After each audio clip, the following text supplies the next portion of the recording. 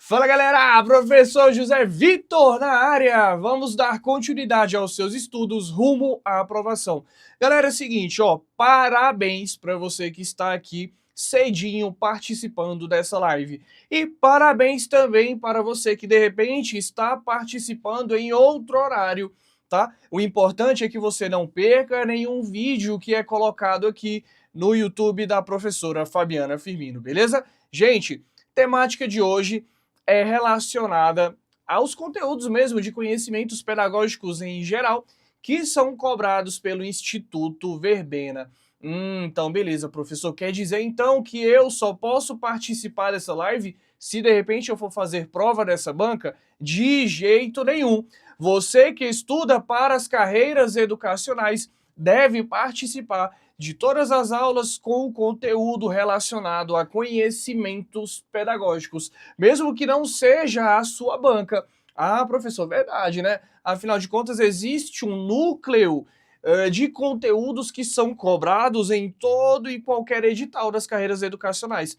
Por exemplo, vamos supor que abra um edital específico lá no interiorzinho da minha Paraíba. Lá, provavelmente, vai constar o conteúdo de PPP, didática, LDB. Por quê? Porque são conteúdos inerentes à nossa profissão. São conteúdos que qualquer professor precisa conhecer.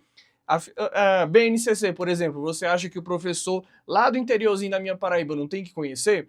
Lá no estado de São Paulo, do Amapá, do Acre, enfim, todo e qualquer lugar do Brasil precisa ter esses conteúdos em comum sendo desenvolvidos pelo professor, né? Sendo aprendidos por quem vai exercer aquele cargo público. Então, é bacana que você participe, mesmo que não seja a sua banca. Fechou? Mesmo esquema de sempre. Gente, lembra como é que a gente faz? Nós vamos aqui resolver alguns itens de... algumas questões da banca Verbena. Qualquer dúvida, você assinar aqui para mim. E é importante, se você conseguir, fazer a leitura antes da minha resolução. Que aí você vai ler aqui rapidinho, consegue já mais ou menos imaginar aquilo que você marcaria na prova. E aí você vai ver a minha correção acontecer e as explicações do porquê dos demais itens não estarem... dos demais itens estarem errados, né? Aí fica mais dinâmico também. Fechou? Tranquilo?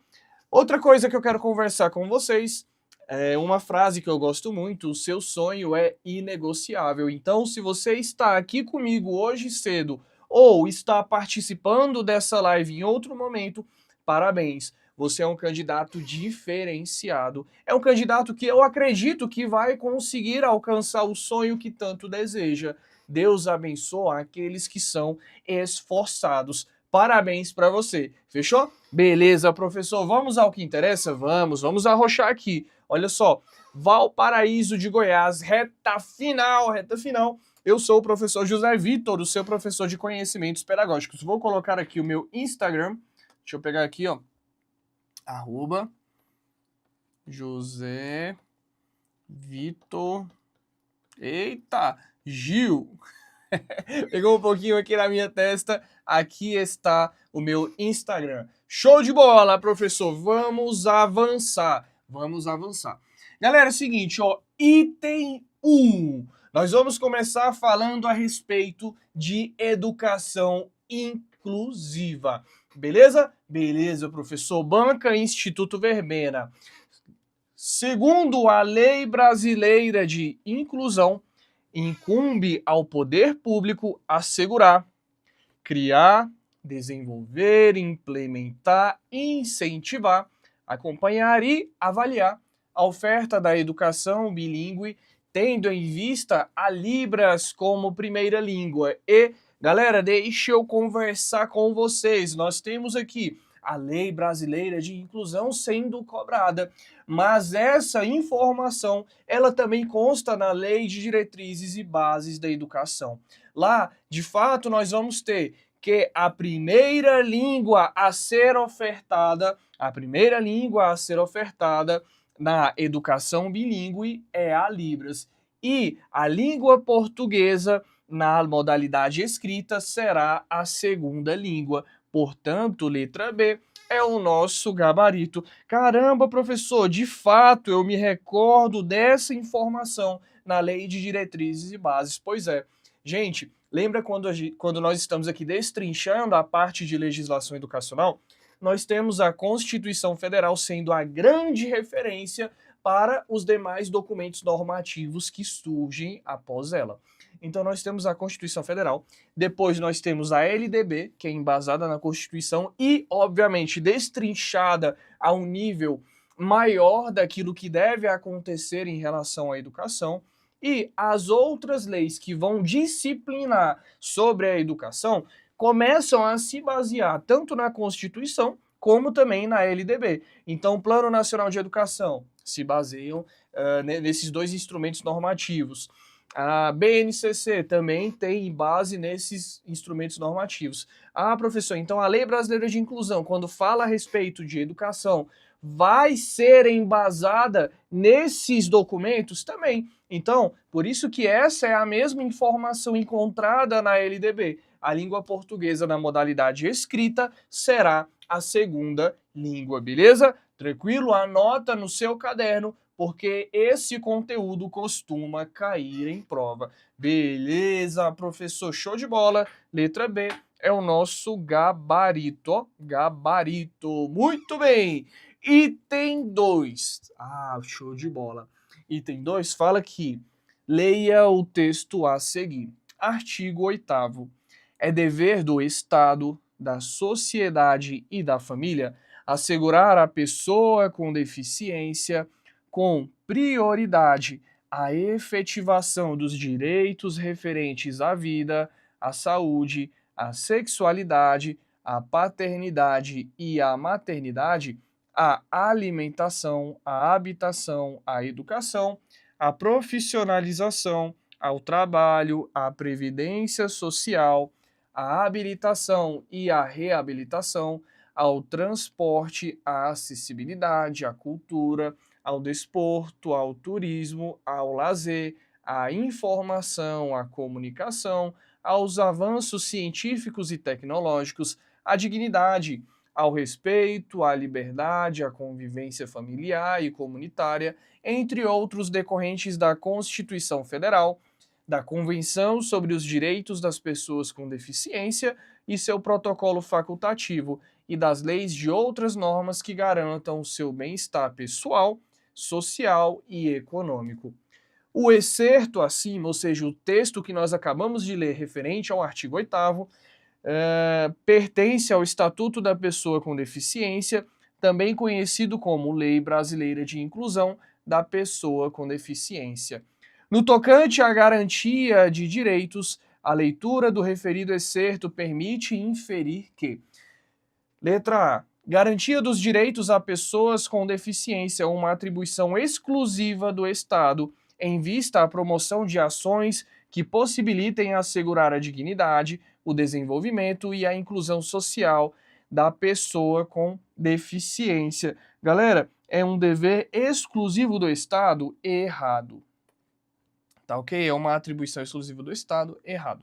B. Legislação focaliza a garantia de direitos das pessoas com deficiências menores de idade, cobertas pelo Estatuto da Criança e do Adolescente, buscando assegurar-lhes o universo de direitos básicos, só o basiquinho, como o direito à saúde e à vida. Negativo. O Estatuto da Pessoa com Deficiência busca garantir todos os direitos às pessoas também, tá? As pessoas com deficiência nesse caso. Portanto, letra B está errada. C. Família é concebida como instância prioritária de atenção do poder público e como principal responsável por assegurar direitos das pessoas com deficiência, cabendo ao Estado o papel de subsidiar as famílias que não puderem arcar com as suas despesas decorrentes. E aí, família é a instância prioritária de atenção do poder público e como principal responsável por assegurar os direitos das pessoas com deficiência. É a família que tem essa responsabilidade de assegurar os direitos das pessoas com deficiência. Errado, né? É o Estado. E letra D, obrigação, tá? Obrigação de garantia de direitos às pessoas com deficiência é uma atribuição disposta em várias instâncias, não é? Verdade. E abarca um conjunto de elementos concernentes à dignidade humana e aspectos essenciais do mundo contemporâneo. Letra D é o nosso gabarito. Galera, olha só, traz aqui para mim. Quando nós estamos falando de educação inclusiva, obviamente nós temos dentro da educação inclusiva aquilo que é conhecido como educação especial. Qual que é a diferença, professor? Porque quando eu falo de educação inclusiva, é algo muito maior, que abarca também a educação especial. A educação inclusiva é o mesmo que nós estarmos ali relacionando a inclusão de todos, independente das suas respectivas diferenças. Então, uma pessoa que tem uma religião diferente da minha precisa ser agregada ao mesmo processo que eu. Todas as pessoas ditas diferentes têm o seu direito constitucional garantido na nossa Constituição. Direito constitucional garantido na Constituição, né? Tem o seu direito preservado na Constituição. Então, você concorda comigo que a educação inclusiva é algo que abarca a educação especial? Aqui nós estamos tratando de educação especial, fechou? Então o item 2 está marcado como gabarito a letra D de dado. Show de bola, professor! Muito bem! Questão 3. A educação especial, na perspectiva da educação inclusiva, hoje no Brasil, indica que, olha aí, foi basicamente o que nós acabamos de falar. A educação especial dentro da educação inclusiva. Beleza, então a educação inclusiva é algo bastante abrangente, que inclusive abrange a educação especial. Tá, beleza, professor, eu entendi o que o senhor falou. Vamos para a leitura. Letra A. Alunos especiais sejam atendidos exclusivamente em instituições próprias, somente instituições próprias? Errado. Nós sabemos que os estudantes com deficiência devem estar preferencialmente nas salas de aula regulares, né? Vamos ver a letra B. Estudantes com deficiência devem participar de salas de aula regulares, basicamente o que nós acabamos de dizer, né? Então, letra B está correta. C. Crianças com altas habilidades devem se matricular em escolas técnicas. Não existe essa previsão. Se eu separo as crianças com altas habilidades e matriculo-as apenas nas escolas técnicas, é um ato de exclusão. E letra D. Sujeitos com deficiência física e motora devem frequentar instituições adaptadas? Errado! Letra D está errada, perdão. Letra D está errada, porque, na verdade, as pessoas com deficiência, sejam elas de cunho físico ou de cunho motor, devem estar preferencialmente matriculadas nas escolas regulares, tá ok? Portanto, de fato, letra B é o nosso gabarito. Tranquilo? Respira e vamos para a questão 4. Fechou? Gente, só questão de concurso público. Poxa, professor, lá na hora parece ser tão difícil. É porque nós que somos concurseiros, eu sei como é que é, a gente fica apreensivo, é normal. A gente fica apreensivo, o nervosismo toma de conta. E eu ainda sou ansioso, né? Eu tenho algumas crises de ansiedade. Então eu me recordo que as minhas primeiras provas de concurso público eu já recebi assim, ó, trêmulo, totalmente preocupado, assustado, né? O olhão de Mônica, igual a gente fala, o olhão bem grandão. Mas olha, vai dar certo. Se você manter a calma e ler o enunciado de forma pausada, você vê aqui que eu costumo riscar, né, a questão. Eu gosto muito de riscar, de entender o que está sendo cobrado. O conteúdo você sabe, às vezes a gente perde para ansiedade. E vai dar certo. Vamos vencer a ansiedade juntos e vamos ser concursados aí nesse ano, fechou? Beleza, prof, vamos avançar. Questão 4.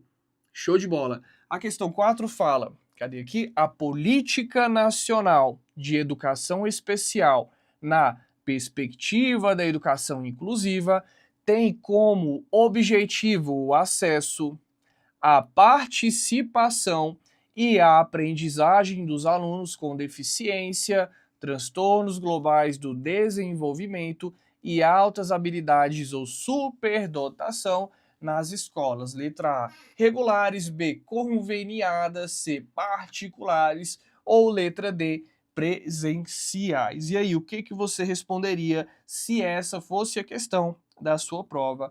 Essa está bastante fácil. Essa questão 4, ela tem referência àquilo que nós acabamos de resolver na questão 3. Então, letra A é o nosso gabarito nas escolas regulares. Professor, é verdade, né? Olha só, deixa eu pegar o meu marca-texto aqui da questão 3. Olha só, banca, aqui nós vamos fazer a prova, Instituto Verbena. Órgão, Prefeitura de Buritis. Beleza. Então, essa questão 4, olha só. Órgão, o mesmo, né? Instituto Verbena. Aí a banca, perdão, o órgão Prefeitura de Rio Branco, no Acre. Perceba, o que eu quero te mostrar? São provas diferentes, mas a banca é a mesma, não é? Continua sendo Instituto Verbena. O que é cobrado, que foi cobrado aqui nesse exemplo lá no Acre, foi cobrado nessa outra prova, né? Que eu acabei de esquecer aqui de onde foi. É Buriti Alegre, Goiás. Caramba, professor, então lá no Goiás cobrou-se algo muito semelhante ao que foi cobrado no Acre. O que eu quero dizer com isso? Que eu escutava muito dos meus professores. As questões tendem a se repetir. Não tem como o examinador buscar outra coisa diferente daquilo que é a lei. A lei fala que nós devemos matricular preferencialmente os nossos estudantes com deficiência nas escolas regulares. Não tem como fugir disso. Então, o que é cobrado no Goiás foi cobrado no Acre, que pode ser cobrado para a prova de Valparaíso. Percebe? Ah, então essa informação é essencial, não é? Você viu que já caiu mais de uma vez. Anota aí no seu caderno, galera. Anota, anota, anota, anota, anota, que isso aí é muito fácil de cair em prova. E você não vai errar. Beleza? Beleza, professor. Eu entendi o que o senhor falou. Letra A. Gente, quando eu estudava para concurso, assim, com mais afinco e tal, indo para participando dos ao vivos, os professores costumavam falar isso mesmo. As questões, elas se repetem. Elas se repetem, eu te mostrei aqui agora. Então pega essa informação e coloca no caderno, porque se vier na sua prova, ó, você vai levar com toda certeza, fechou? Ótimo, prof! Questão 5. Vamos lá. Leia o texto a seguir. O atendimento educacional especializado, AEE, tem como função identificar, elaborar e organizar recursos pedagógicos e de acessibilidade que eliminem as barreiras para a plena participação dos alunos, considerando suas necessidades específicas. As atividades desenvolvidas no atendimento educacional especializado. Galera, olha só, antes de nós resolvermos essa questão, eu queria conversar algo bastante importante com vocês. Quando nós trabalhamos no atendimento educacional especializado, nós precisamos buscar fazer com aquele estudante, nas suas limitações, no caso as pessoas os estudantes com deficiência, ou então os superdotados e com superdotação, naquelas especificidades que necessitam ser suplementadas, porque, para ficar mais claro, os estudantes com deficiência precisam de um ensino dito complementar. Por quê? Porque eles vão ter ali as suas limitações que precisam ser sanadas. Então, deixa eu colocar aqui para ficar mais claro para vocês, ó. Deixa eu fazer aqui um esboço. Estudante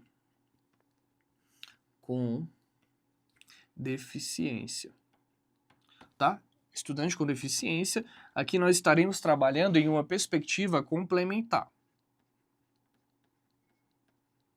Beleza? Beleza. Estudante com deficiência, complementar. Agora, o estudante com altas habilidades, vou colocar bem assim, altas habilidades, ou botar o Szinho de superdotação, tá? Porque aqui o espaço tá bem curtinho. Nós estaremos trabalhando com uma perspectiva suplementar.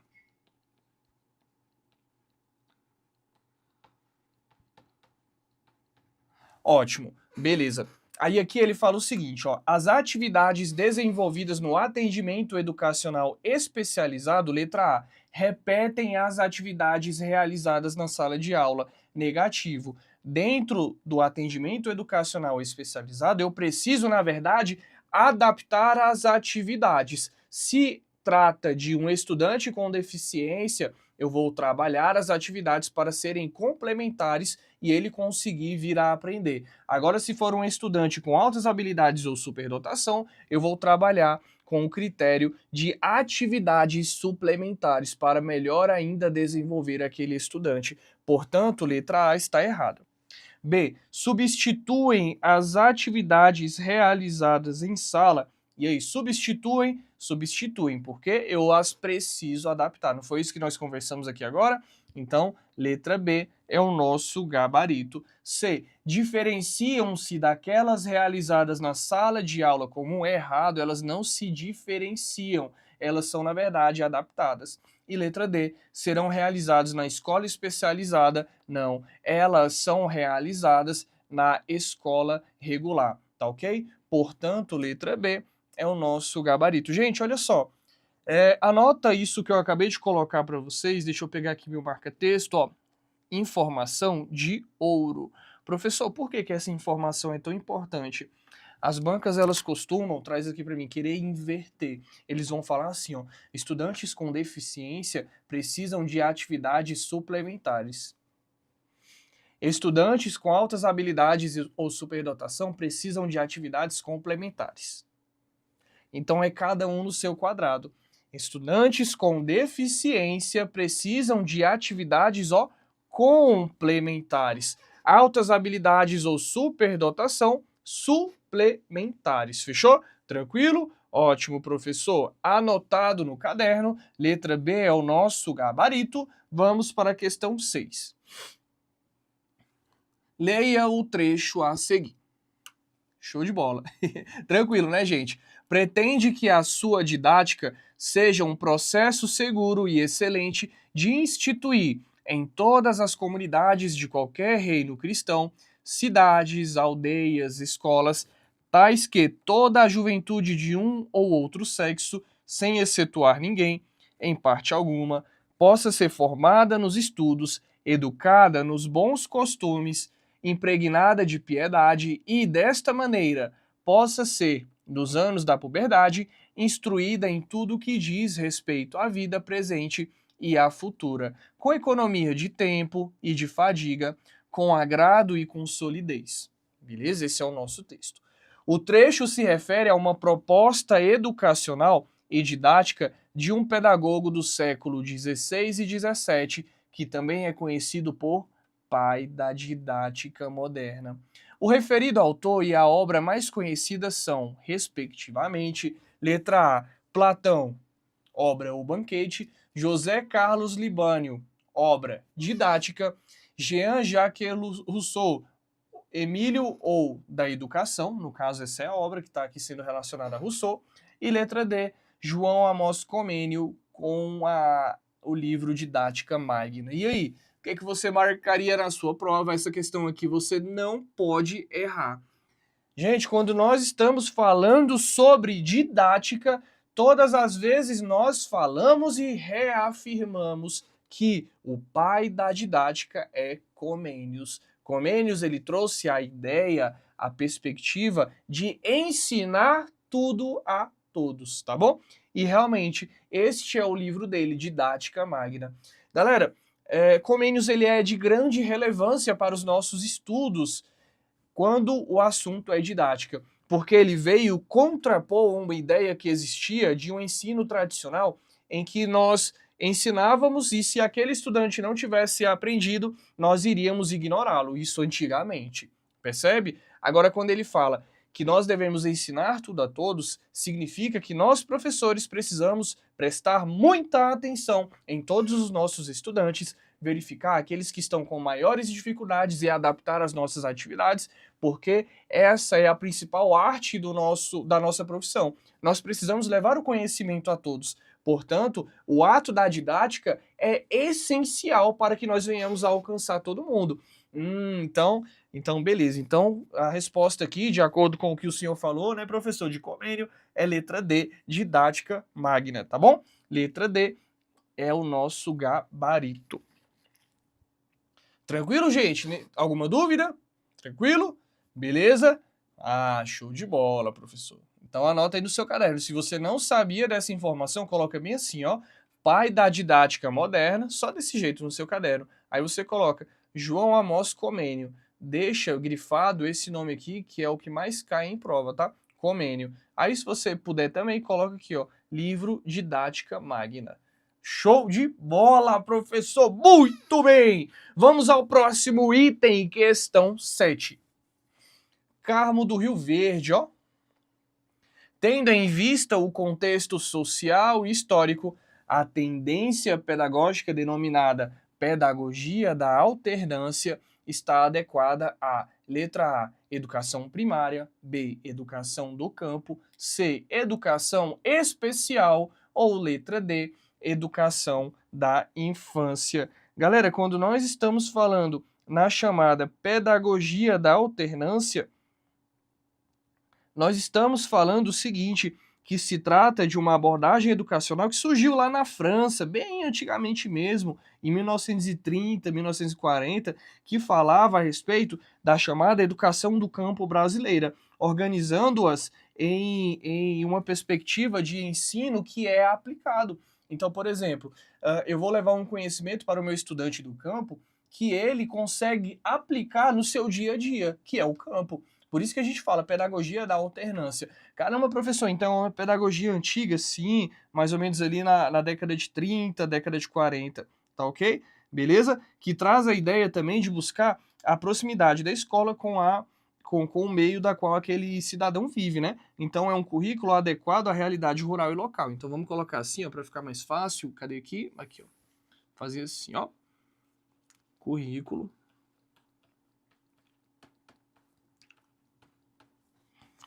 É uma ideia de currículo, é uma ideia daquilo que acontece em sala de aula, né? Currículo adequado à realidade rural e local. Adequado.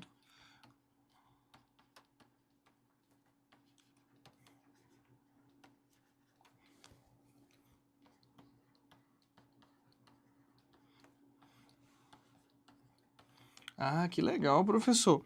Que legal. O objetivo é a construção de um conhecimento que valoriza a experiência prática do campo, né? Então, eu preciso levar um conhecimento que faça sentido para os meus estudantes do campo. Por isso que foi-se adotado por um tempo é a chamada pedagogia da alternância. Logo, letra B é o nosso gabarito, educação do campo.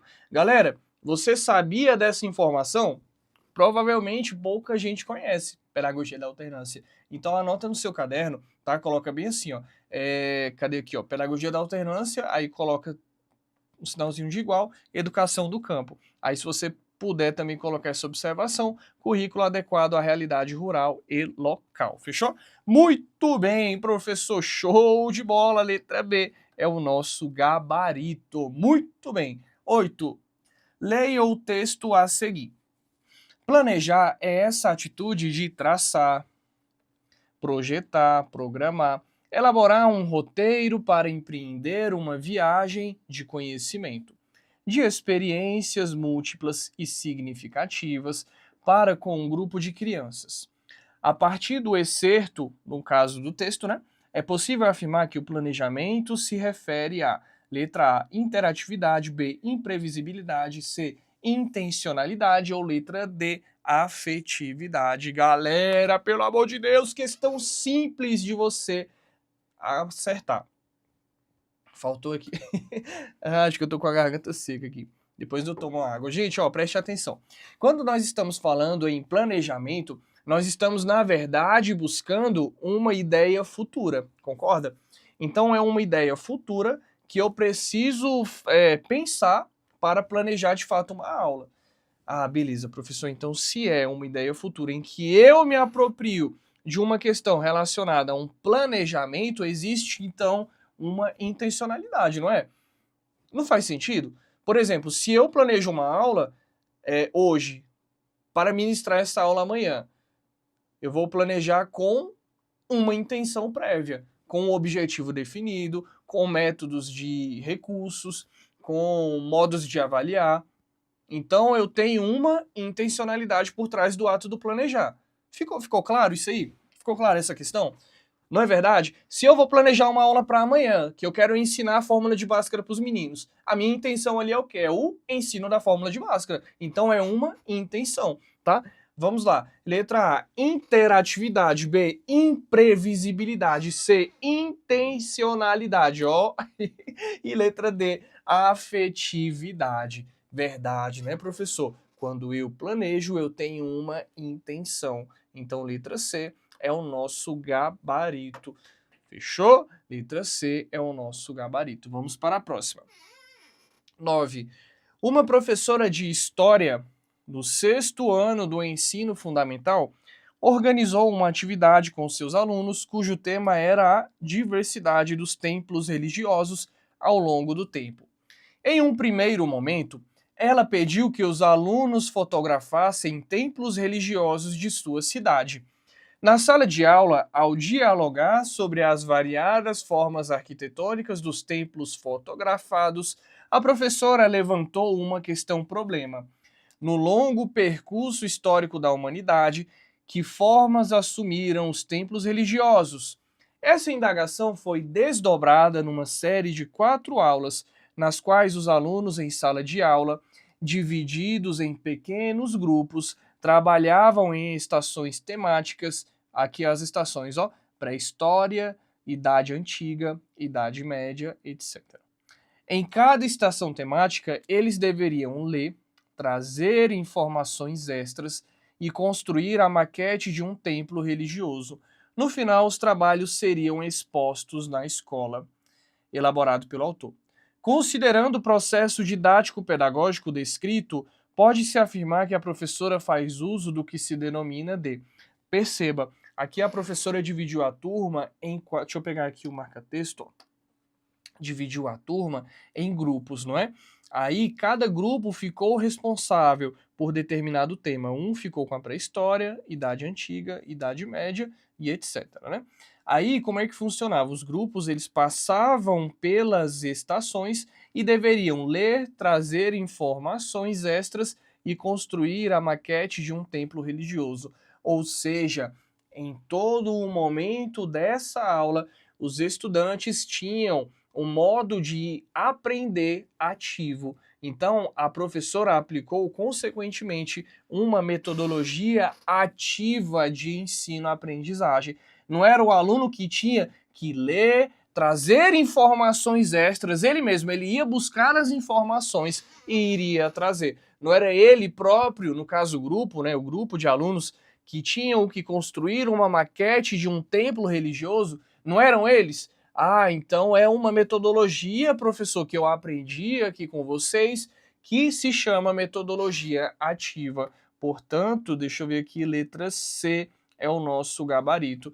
Letra A tá errada por quê? Metodologia passiva, não. Passiva tá errado. Metodologia tradicional de ensino-aprendizagem, aqui passiva e tradicional são meio que sinônimos, né? Afinal de contas, a metodologia tradicional é uma metodologia passiva. O estudante não questiona. O estudante ele apenas fica ali como se fosse um poste mesmo dentro de sala de aula, não argumenta nem nada, ele apenas tem a informação captada, não questiona nada. D. Metodologia tecnicista também está errado, tá? É uma metodologia ativa, essa que a professora aplicou dentro da sua dinâmica de sala de aula. Galera, nós temos aí diversas metodologias ativas. Eu ministrei uma aula, acho que foi mês passado. Depois vocês deem uma olhada lá, porque costuma vir nas provas de concurso público, fechou? Muito bem, professor. Então, cadê o gabarito? Ó, letra C é o nosso gabarito, fechou?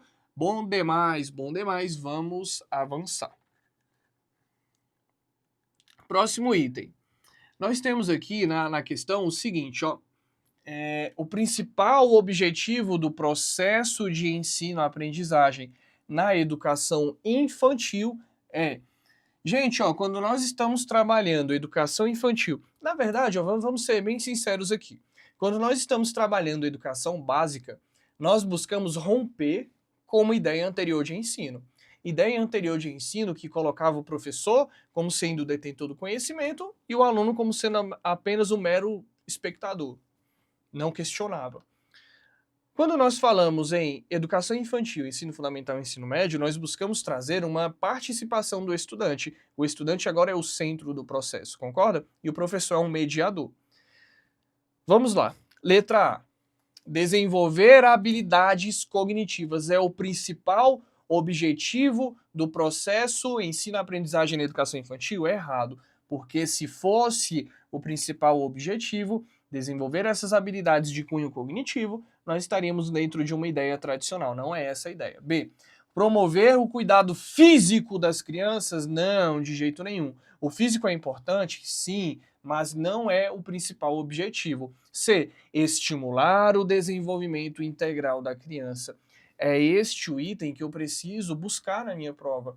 Dentro da educação básica, nós hoje queremos desenvolver o estudante dentro de todas as suas características possíveis. Então, o aspecto social, o aspecto lúdico, o aspecto cognitivo, afetivo, todo ser humano ele não é mais tratado como um cérebro. Antigamente era assim, hoje não. Hoje ele é um ser de fato completo que deve ser contemplado na sua integralidade. Portanto, letra C é o nosso gabarito, beleza? Show de bola, professor! E letra D, preparar para o ingresso no ensino fundamental? Errado, errado, errado, errado.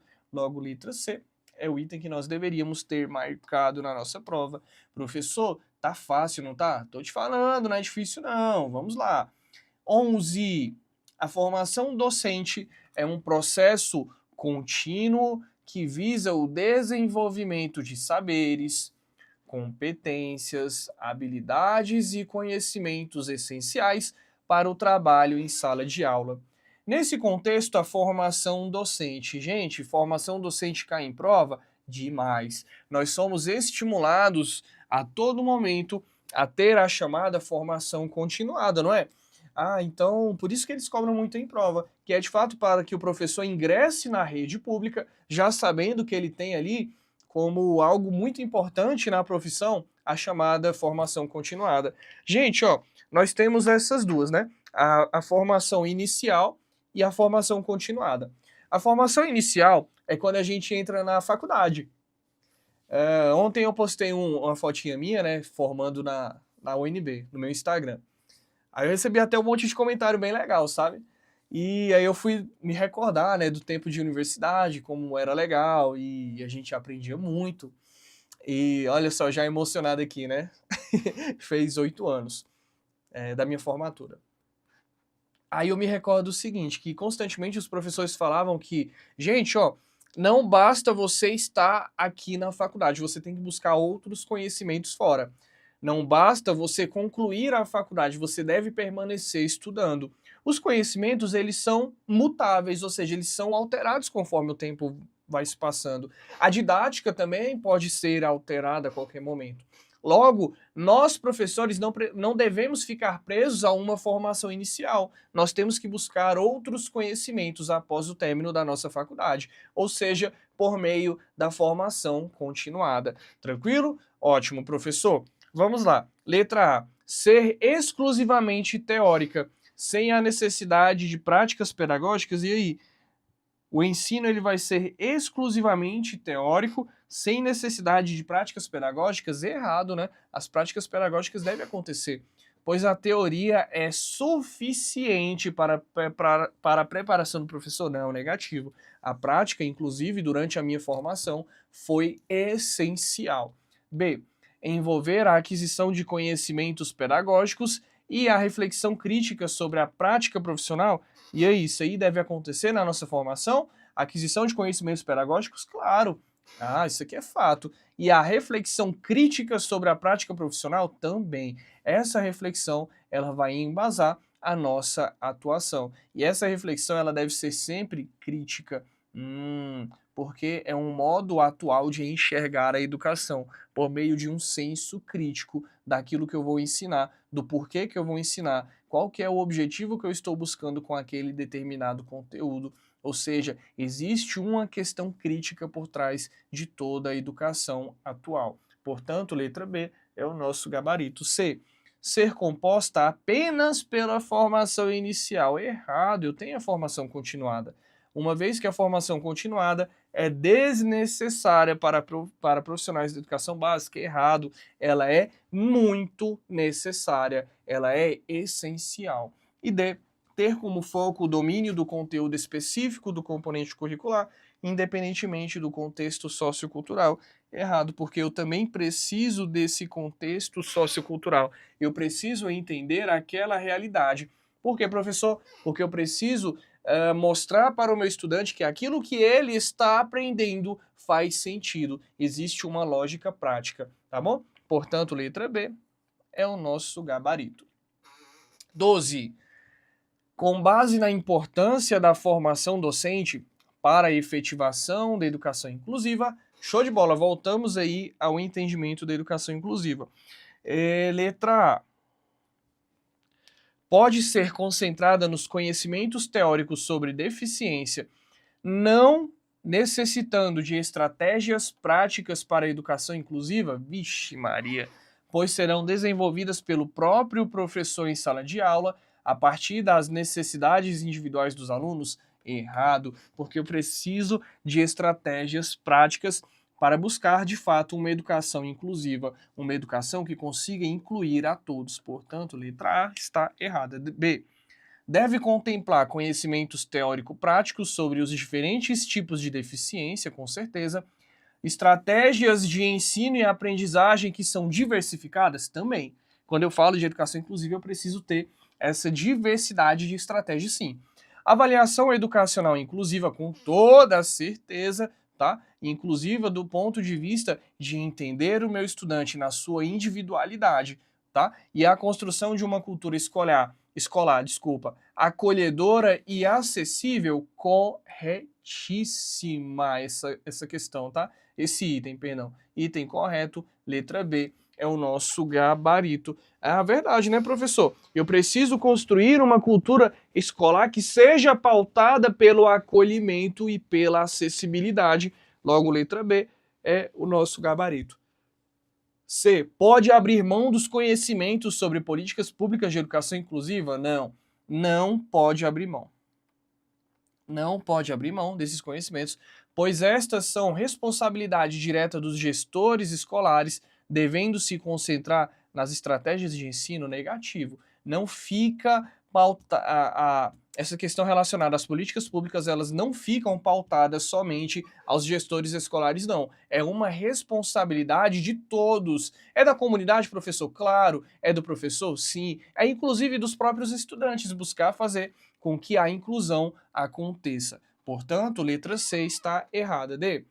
Deve ser de responsabilidade do próprio professor, tendo em vista que as concepções já abordadas na formação inicial são suficientes para que, enquanto profissional, possa buscar se capacitar e desenvolver as habilidades necessárias para atender às especificidades dos alunos com deficiência. É errado, não é responsabilidade somente do professor. E outra, a formação inicial é importante? Óbvio que é, mas ela não é suficiente. É preciso que nós tenhamos acesso à formação continuada. Lembra que a gente acabou de falar? Verdade, né, professor? Porque senão, vamos supor, eu formei, tem pouco tempo que eu formei, né? Formei em 2018 na UNB. Aí eu fiz a pedagogia em 2020, né? Então tem pouco tempo. Mas daqui 20, 30 anos, aí já tudo muda, não é verdade? E mesmo assim, tendo pouco tempo de formado, eu já tenho 2 pós-graduações e vários cursos de educação especial, que é uma área que me agrada bastante. Logo, eu busquei conhecimento pós-formação inicial, ou seja, eu tive uma formação continuada. Tranquilo? Muito bem, professor, show de bola! A letra B é o nosso gabarito. Tranquilo? Tranquilo. Para que o PPP seja um instrumento eficaz na promoção da qualidade social do ensino, é fundamental que seja, professor, qual que é a chance de cair PPP na minha prova? Galera, a maior parte das provas de concurso público costumam cobrar projeto político pedagógico. Toda escola tem o seu projeto político-pedagógico.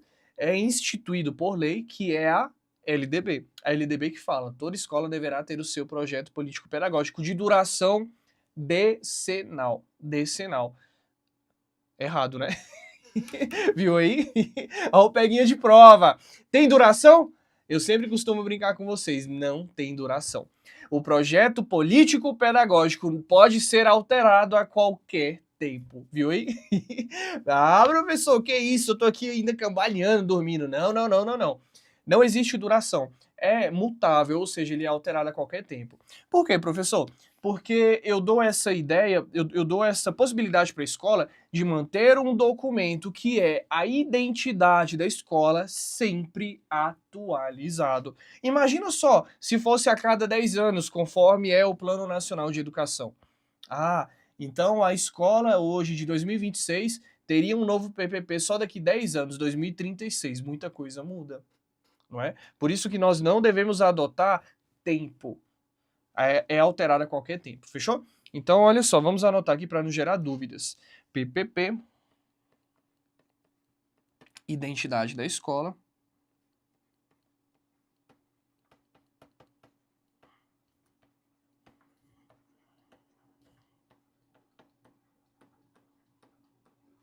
Ele é flexível. Quando eu digo flexível, significa que ele pode ser alterado a qualquer tempo. A construção dele é dado por meio de um conjunto de pessoas. Como assim, professor? Nós vamos ter a comunidade,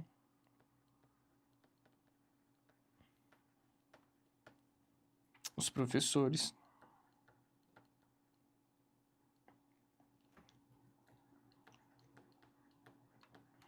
equipe diretiva,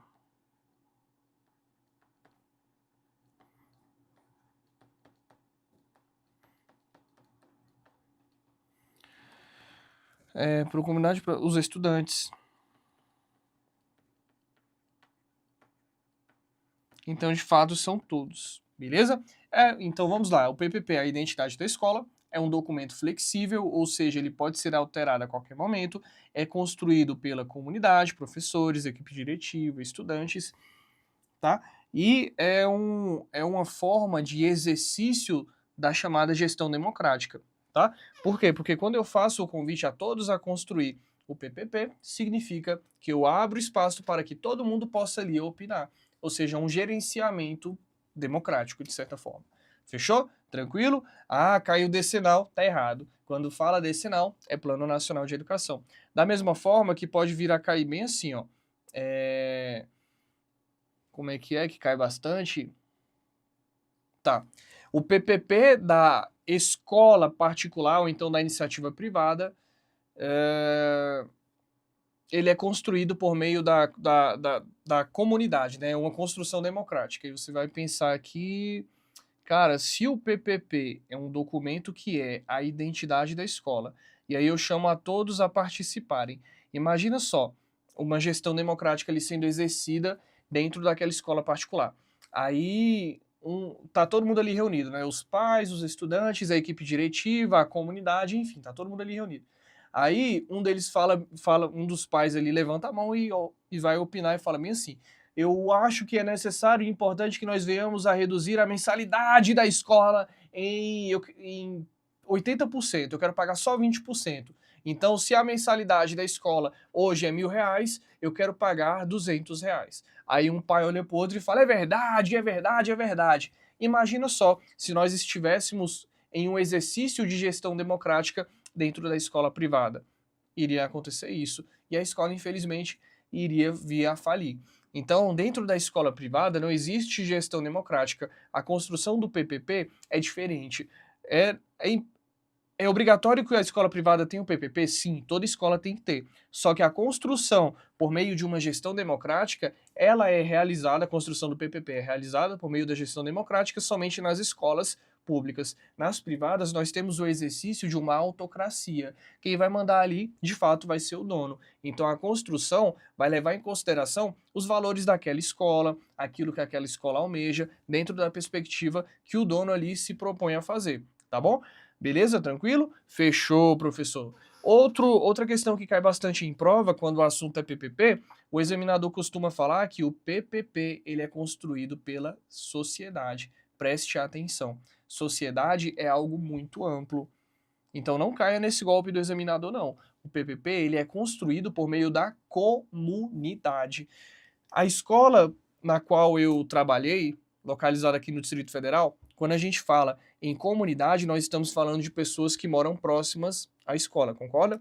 Se eu falo de sociedade, eu estou falando de um conjunto de pessoas muito maior, inclusive a nível territorial do Brasil inteiro. Ah, então se fosse sociedade, a escola que é construída no Distrito Federal, ela poderia convocar pessoas de outros estados para construir o PPP, se fosse sociedade. Mas as pessoas que moram em outros estados não entendem a realidade daquela escola. Já pensou que bagunça seria? Ah, a construção do PPP vai ser aberta a toda a sociedade. Aí a pessoa lá da Paraíba, meu tio lá da Paraíba, poderia vir aqui para o Distrito Federal opinar aqui. Ué, mas ele não conhece a região, por que ele vai opinar? Por isso que a gente fala comunidade, são pessoas que moram próximas. Beleza? Fechou? Tranquilo? Ótimo, prof. Muito bem. Letra A. Gente, eu dei uma pausa aí para explicar melhor para vocês sobre o PPP para não gerar dúvida, tá? Porque se cair na sua prova, você já vai conseguir desenrolar. 13. A. Elaborado por especialistas, ainda que externos à escola, sem a participação da comunidade escolar. Errado, porque aqui já está falando a promoção da qualidade social. Então, se é promoção da qualidade social, é em uma perspectiva de escola pública. Portanto, é uma ideia flexível, convoca-se a comunidade, os professores, equipe diretiva, estudantes, tá? Letra A está errada. B. Um documento estático e imutável. Errado, porque nós vimos que ele é flexível, sem se adaptar às mudanças sociais e às necessidades. Errado. É realmente adaptado às mudanças quando são ali necessárias. C. Utilizado como ferramenta de controle e padronização das práticas pedagógicas, desconsiderando a autonomia dos professores. Errado. Os professores terão autonomia para opinar, assim como os demais também. E letra D. Um documento dinâmico e constantemente revisto, que oriente a ação educativa da escola e que esteja comprometido com a transformação social. Este aqui é o nosso gabarito. Ah, professor, depois que o senhor explicou ficou mais fácil. É bem de boas, PPP, viu? Você não pode errar esse item na sua prova. Questão a ser marcada, letra D. 14. A participação da comunidade escolar na construção e avaliação do PPP é fundamental para garantir, perceba, comunidade escolar. Letra A. A construção de um projeto educativo democrático e plural, que reflita as necessidades e aspirações da comunidade, é justamente essa ideia de convocar a comunidade para participar, porque quando a comunidade se faz presente, eu entro em uma lógica de construção democrática do PPP. Portanto, letra A é a alternativa que nós devemos marcar como sendo o nosso gabarito. B. A hegemonia de um único grupo social na tomada de decisões, silenciando as diferentes vozes da comunidade. Um único grupo social. Se é um único grupo social, é uma ideia mais autocrática, é uma decisão em que poucos vão poder opinar. E é mentira. C.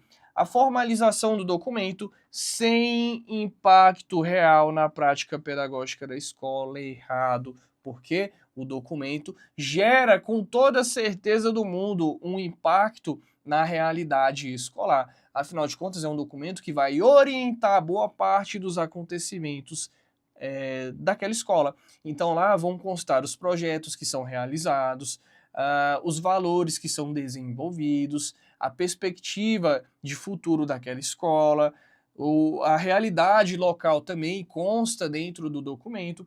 Portanto, existe um impacto real na prática pedagógica com toda certeza. E letra D, o cumprimento de um currículo pré-definido, sem espaço para adaptações às necessidades locais, muito pelo contrário, é com espaço para essas adaptações. E outra, currículo pré-definido, não, negativo. O currículo ele é adaptado de acordo com as necessidades locais. Portanto, letra A é o nosso gabarito, fechou? A é o gabarito. E vamos agora para a questão 15. A partir dos princípios da inclusão e da construção de um projeto político-pedagógico PPP democrático e participativo, qual o papel da educação especial na escola regular? Olha que legal essa questão. Trouxe a educação especial e trouxe a construção do PPP. Letra A. Transformar a escola regular em um espaço inclusivo, correto, que acolhe e valoriza a diversidade, com certeza, com o apoio de serviços especializados quando necessário. Gente, a letra A está perfeita. Se você quiser anotar no seu caderno, eu recomendo, porque de fato a escola especial, dentro da construção do projeto político-pedagógico, traz que nós devemos transformar aquela escola regular em um espaço, olha aqui, ó, inclusivo, que vai acolher, vai valorizar a diversidade, com o apoio do serviço especializado quando for necessário. Letra A é o nosso gabarito, show de bola. B. Implementar um programa paralelo de ensino para alunos com necessidades especiais, separado do currículo regular da escola. Errado, é agregado ao currículo regular, porque se eu separo, eu estou excluindo, tá bom? Então, letra B está errada. C. Oferecer apoio individualizado aos alunos com necessidades especiais, sem considerar as necessidades dos demais alunos da comunidade escolar. Errado, eu não vou esquecer os demais alunos, eu não vou esquecer os alunos da comunidade escolar de jeito nenhum. Eu vou fornecer um apoio, seja ele suplementar ou complementar, conforme nós estudamos aqui agora há pouco, mas eu não vou fechar os olhos para os demais estudantes de jeito nenhum. Afinal de contas, se a gente faz isso, a gente acaba excluindo-os, né? Não é verdade?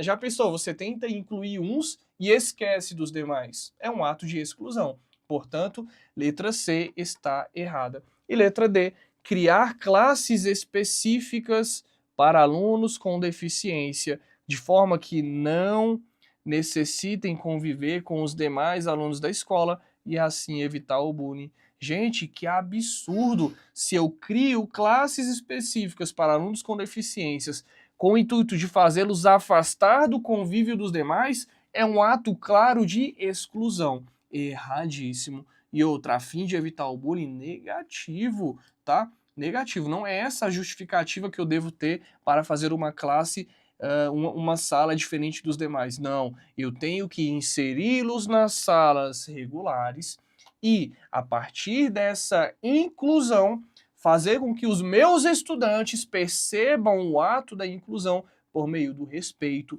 da empatia. Viu aí? E é papel nosso, enquanto professor, desenvolver toda essa logística de inclusão, que não é fácil, mas é essencial. Tranquilo? Tranquilo, professor. Então, vamos ver aqui qual que é o nosso gabarito.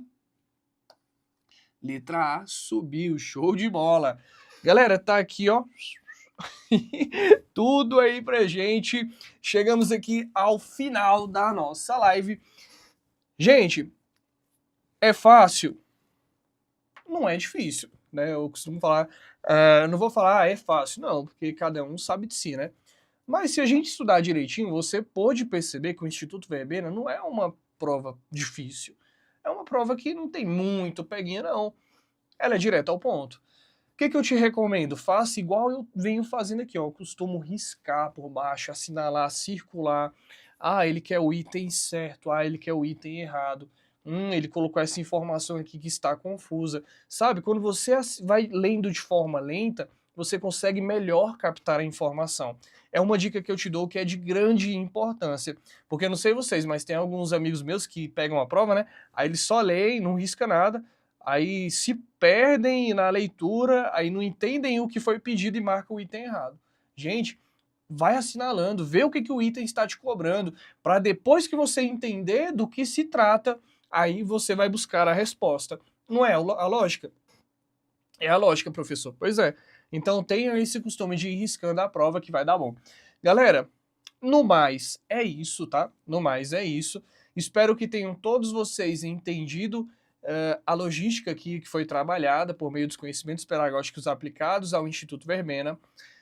Salva essa live, manda para o seu amigo, para sua amiga que não pôde participar do dia de hoje. Não deixa o conhecimento se perder. É importante que todo mundo tenha acesso ao conhecimento. É importante que quando a gente deseja o bem para o próximo, consequentemente o bem também chega até a gente. É assim que funciona. É a chamada lei da semeadura, não é? Quando a gente planta coisas boas, a gente colhe coisas boas. Quando a gente deseja coisas boas para o próximo, consequentemente coisas boas chegam até nós também. Tá bom? No mais é isso, um forte abraço, fiquem com Deus. Papai do céu abençoe a manhã de cada um, a tarde de cada um, né? A depender do horário que você esteja assistindo, a noite de cada um. Precisando, estou à disposição, @José Vitor Gil. Vou colocar aqui meu Instagram, @José Vitor Gil. Um forte abraço, fiquem com Deus e bora pra cima! Valeu, galera! Beijão! Tchau, tchau!